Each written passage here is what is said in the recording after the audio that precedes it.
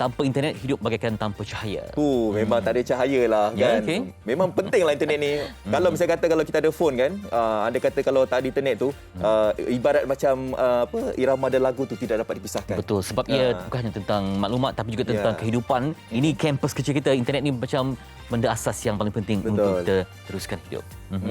Okey, kita terus saja ingin bercakap tentang kesaling hubungan internet, hak asasi manusia ini, dan kita bertuah pada hari ini kita terus saja ingin bersama dengan Menteri Komunikasi dan Multimedia. Kita terus saja bersama dengan Yang Berhormat Tan Sri Datuk Seri Panglima Town Planner TPR Anwar bin Haji Musa. Assalamualaikum. Assalamualaikum Tan Sri. Waalaikumsalam warahmatullahi. Tan Sri sentiasa memukau dengan batik ya setiap hari. Hari ini hari Khamis ya. Batik. Memang jadi simbolik pada hari Khamis. Okey, baik. Sebelum kita bermula tentang internet, kita juga memang nak bertanyalah pada Tan Sri. Soalan yang santai dulu. Sebab lama kita tak berjumpa, jadi pasti ada ilmu sila santai dikongsikan. Okey, Afan nak mulakan? Okey, saya nak mulakan. Okey. Ini kita tak bincang dengan Tan Sri tiba-tiba kan. Tan Sri tadi soalan apa je? Kita nak sport soalan tak boleh. Ya, Tan Sri. Okey, Tan Sri. Okey. Dalam banyak-banyak filem Allahyarham Tan Sri P. Ramlee, filem manakah yang menjadi kegemaran Tan Sri? Doremi. Doremi. Oh, okey. Doremi banyak. Dia nasib Doremi ada. Yang mana satu? Doremi yang naik tika. Oh, Zam, manakah Zam? Itu mungkin di penghujung pelibatan Tan Sri P. Ramlee juga kan. Okey, baik. Itu tentang filem. Dan saya nak tanya, sebab nama Tan Sri kadang trending juga di Twitter kan. Setiap kali nama diperkatakan, adakah Tan Sri akan membaca sebuah komen di situ atau bagaimana respon yang Tan Sri berikan? Saya baca. Sebab saya fikir sebenarnya melalui komentar-komentar yang dilontarkan oleh netizen, banyak perkara yang boleh saya pelajari. Walaupun kadang-kadang pedih juga membacanya kan. Tahulah netizen macam-macam. Tapi pada saya itu satu perkara yang penting untuk kita touch base dengan apa sebenarnya sentimen rakyat. Walaupun saya juga mempunyai kaedah untuk membuat sentimen analisis secara saintifik. Secara mingguan ada sentimen analisis untuk membaca apakah persepsi rakyat terhadap satu isu, satu perkara. Tetapi bagi akaun peribadi saya mengikutinya. Saya walaupun tidaklah semua saya react ataupun saya menjawab kembali kerana terlalu banyak, tetapi saya membaca dan saya tahu apa yang ditegur dan dikatakan. Macam contoh semalam ada satu orang komen dengan bahasa yang kasar. Dan saya trace balik cari nombor telefon dia, saya text personally kat dia, saya kata dalam berinteraksi saya kata janganlah guna bahasa-bahasa yang tak sesuai. Sekali perlu kita juga. Dan dia cepat-cepat minta maaf, dia terkejut kerana saya respon kata PM to P lah. Jadi saya teruskan begitu. Pada dulu lagi saya berinteraksi dengan publik. Sebab kita perlu juga sekali mengajar tentang adab dan budi bahasa. Okey, baik, ada lagi soalan? Soalan bola sepak lah. Kita tahu Tan Sri memang penggemar bola sepak. Dah tahu lah. Malam besok semi-final Kuala Lumpur lawan Melaka. Pada tahu dah. Okey. Itu saya pastikan Presiden KLFC. Ya, sudah pasti boleh menang. Jangan risau. Lawan Melaka kan. Okey, kalau Tan Sri bermain bola sepak, posisi mana yang menjadi favourite Tan Sri? Saya selalu kalau main fullback. Saya sebenarnya kurang main bola. Saya main rugby banyak. Okey. Tapi saya aktif dalam persatuan bola, timbalan Presiden FAM dan Presiden Bola Sepak Kelantan. Tapi kalau tanya posisi bola sepak ni tak ada yang khusus lah sebab kita tidak pakar kan. Tapi kalau main tu saya suka main defend. Goalkeeper Tan Sri? Goalkeeper tak boleh. Tan Sri ya. Banyak suka Tan Sri ada kelebihan buat tinggi kan. Ketinggian tu memang berkelebihan ya. Satu kelebihan mungkin. Itu sembang santai. Okey, kembali kepada topik utama kita untuk bicarakan dan juga untuk berikan ilmu yang berguna untuk rakyat. Baik Tan Sri, takrifan kesaling hubungan internet ini hak asasi manusia. Dulu memang kita rasa internet ini macam sampingan untuk orang kaya yang mewah saja. Tapi kali ini dah menjadi satu asas penting. Semua orang perlu ada akses kepada internet dan maklumat untuk ilmu untuk semua sekali, Tan Sri. Ya, sebab tu kalau kita perhatikan dalam kehidupan sekarang, daripada masa ke semasa, lebih banyak aktiviti manusia yang memang memerlukan kepada khidmat jalur lebar ataupun internet services. Dan dengan inovasi-inovasi yang baru, kehidupan manusia itu memang terdorong ke situ. Sebagai contoh, apabila kita kena perintah PKP, siapa yang bayangkan kita kena berjalan tak boleh tinggal telefon di rumah. Sebab nak pergi ke mana-mana kita nak kena check in. Nak check in kita punya MySejahtera tu terbina dalam telefon kita. Jadi semua orang diwajibkan buat check in. Jadi dah jadi satu perkara baru yang mana kemudahan telefon dan kemudahan jalur lebar dan internet diperlukan. Dan banyak lagi selepas itu dalam masa PKP saja berapa banyak kita discover benda baru. Tak pernah nak beli makanan dengan cara kita membuat pesanan Grab, kita kena buat pesanan Grab. Tak biasa kerja di rumah, kena kerja di rumah. Tak biasa nak belajar, kena bawa buku pergi ke sekolah. Sekarang ini duduk di rumah buat PDPR dan sebagainya. Dan makin hari makin banyak aspek kehidupan manusia itu terkait dengan keperluan keterhubungan jaringan internet. Jadi akhirnya saya mula-mula saya datang ke Kementerian Komunikasi dan Multimedia, saya menyatakan bahawasanya internet ini adalah hak asasi manusia sebab kalau tanpanya kehidupan jadi tak sempurna. Dia ada jadi basic.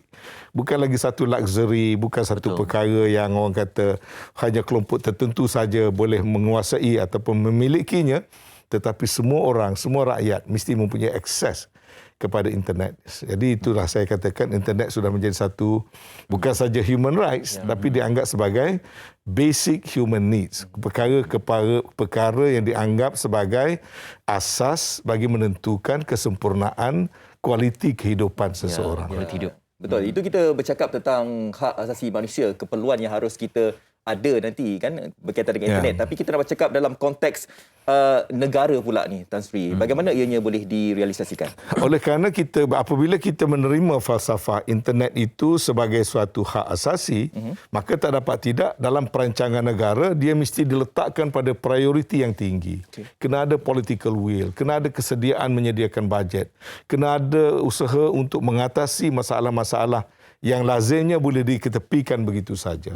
Sebab itu negara mempunyai plan jaringan digital negara atau jendela untuk memastikan tidak ada kawasan ataupun tidak ada rakyat yang tidak mendapat capaian internet.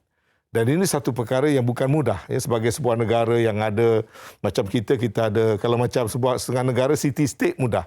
Semua sekali homogeneous, super. Kawasan pun tidak besar. Macam negara kita, Sabah dan Sarawak dipisahkan oleh ribuan kilometer jaraknya secara geografi, secara fizikal. Kemudian antara bandar dengan luar bandar berbeza lagi. Kemudian kawasan-kawasan pendalaman dalam satu-satu region.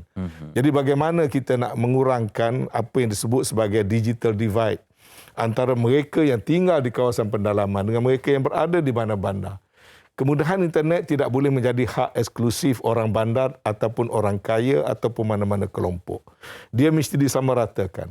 Jadi cabaran kepada negara pertama, memastikan liputan konektiviti itu menyeluruh. Kalau boleh sampai 100% kawasan berpenduduk sekurang-kurangnya mesti ada capaian internet. Itu dari sudut konektiviti. Kemudian sekarang orang bercakap soal kualiti. Kalau hanya ada konektiviti tetapi internetnya slow, tidak efisien dan sebagainya, maka aspek kedua yang negara mesti rancang ialah meningkatkan kapasiti ataupun kualiti kepada perkhidmatan jalur lebar itu sendiri. Dan seterusnya barulah soal-soal yang berkait dengan soal aplikasinya. Kalau dah ada kemudahannya, bagaimana rakyat menggunakannya, bagaimana dia mengubah kehidupan rakyat. Bagaimana pula aplikasi teknologi baru, terutama sekarang ini orang bercakap tentang Internet of Things, Artificial Intelligence, robotik, drone teknologi dan sebagainya yang akan mengubah bukan saja cara hidup, hatta kegiatan-kegiatan ekonomi dalam negara. Jadi ada the whole spectrum, satu spektrum aktiviti dan keperluan yang luas yang negara mesti rancang dan yang paling penting sekali speed. Artinya sepantas mana kita melakukannya. Kalau kita melakukannya sebagai contoh, kalau dulu waktu nak menyempurnakan perkhidmatan 3G memakan masa 7-8 tahun sehingga kita terpaksa melancarkan program jendela untuk mengatasi gap itu. Sekarang ini kalau bila kita nak roll out 5G, kita merancangkan dalam masa 3 tahun. Kita nak capai 80%. Yang dulu makan masa 8 tahun. Artinya negara mesti fast track kan, mendahulukan, menyegerakan. Kalau misalnya 5G dulu dirancangkan untuk mungkin tahun 2023, kita fast track kan menjelang akhir tahun ini, menjelang bulan depan kita dah mula nak roll out kan 5G. Okey. Kalau dulu kita nak completekan 4G mungkin menjelang tahun 2025. Sekarang kita nak capai 96.9% coverage atau 97% coverage menjelang akhir tahun depan. Kita terpaksa fast trackkan ke hadapan. Kerana kita kena berlumba-lumba pula dengan negara-negara yang lain, ya.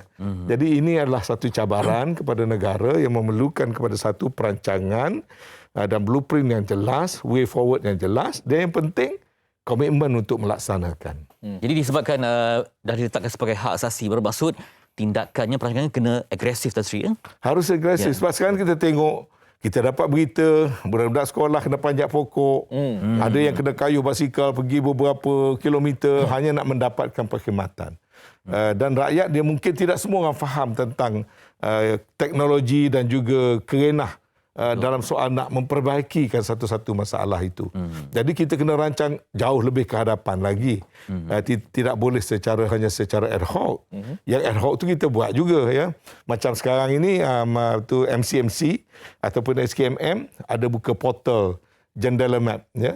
Di mana kalau orang ada alami masalah capaian yang tak sempurna dan sebagainya, dia boleh masukkan data-data dalam portal Jendela Map, di mana MCMC boleh ambil tindakan serta-merta bagaimana nak mengatasi satu masalah. Menggunakan sumber maklumat daripada orang ramai ataupun crowdsourcing untuk supaya tindakan itu lebih cepat.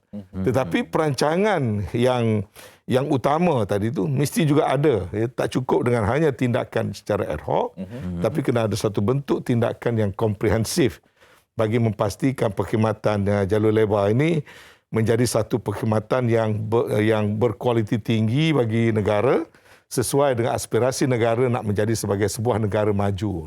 Ya. Ya, betul. Akan ada perancangan dan juga tindakan susulan nanti, kan. Tan Sri, pada 21 November tempoh hari, Yang Berhormat Datuk Seri Ismail Sabri Yaakob telah pun melancarkan PEDI ataupun Pusat Ekonomi Digital Keluarga Malaysia di Berah Temerloh. Jadi apa sebenarnya perancangan dan juga PEDI ini adalah lanjutan kepada apa yang saya terangkan tadi. Setelah kita mengadakan prasarananya, ya, Jendela itu ada soal menyediakan prasarana, membina 1,600 tower, mengadakan khidmat menggunakan jalur lebar satelit, apa tu untuk kawasan-kawasan remote, mengadakan program fiberization atau biasa kita rujuk sebagai point of presence untuk lebih pada 4,000 buah sekolah, menukar atau mengadakan fiber optik dan sebagainya sampai ke segenap tempat. Tapi soalnya bagaimana penyertaan rakyat? Bukan, kita tidak harus menggunakan internet hanya untuk voice, untuk membuat panggilan telefon, menggunakan mobile phone dan sebagainya. Kita nak dia boleh membawa kepada perubahan gaya hidup, aktiviti ekonomi, menambah pendapatan dan juga menyumbang kepada pertumbuhan KDNK. Jadi PEDI itu adalah untuk mentransformasikan pusat-pusat internet desa, terutamanya yang berada di kawasan luar bandar, yang dulunya hanya digunakan untuk tempat nak mendapatkan perkhidmatan Wi-Fi. Sekarang ini kita nak jadikan itu sebagai satu pusat melatih penduduk di sekitar, orang kampung, transformasikan ekonomi mereka ke arah ekonomi digital. Okey. Sebab itu tempat itu dinamakan Pusat Ekonomi Digital Keluarga Malaysia, di mana MCMC dan juga MDEC akan menyediakan bersama dengan rakan atau kita panggil rakan PEDI, iaitu telcos lah, daripada TM-nya, Maxis-nya, Celcom-nya. Kita menyediakan modul-modul melatih. Bagaimana produk di kampung boleh dibuat proper branding, proper packaging, kemudian memasarkannya di platform-platform ataupun di aplikasi-aplikasi e-commerce. Ya, supaya pasaran, kalau dulu nak berniaga kena ada premis perniagaan, kena ada kedai. Pasaran adalah orang di sekitar situ. Sekarang ini produk di satu tempat, biar pasarannya global. Ya, jadi bagaimana dia nak menyesuaikan produk dia untuk dia capture market yang lebih luas.